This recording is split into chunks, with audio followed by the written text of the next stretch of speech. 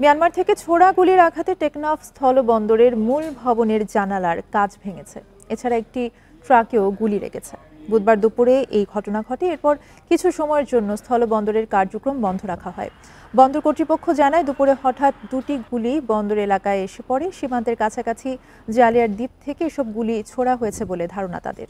দীর্ঘদিন ধরে মিয়ানমারে জান্তা বাহিনীর সঙ্গে আরাকান আর্মির সংঘর্ষ চলছে। গেল বছর বান্দরবানের নাইখংছড়ির একটি গ্রামে গোলা এসে পড়ে, এতে এক নারী নিহত হন। এছাড়া গুলি পড়ার ঘটনায় অনেকে নিরাপদ আশ্রয়ে চলে যান।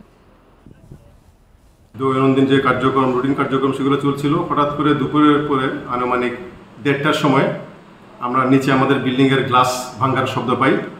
তখন আমি তাড়াতাড়ি নিচে গিয়ে খোঁজ নিই, জানতে পারি যে নদীর ওই পারে যে ফায়ারিং হচ্ছিল সেখান থেকে গুলি এসে আমাদের গ্লাসে লেগেছে।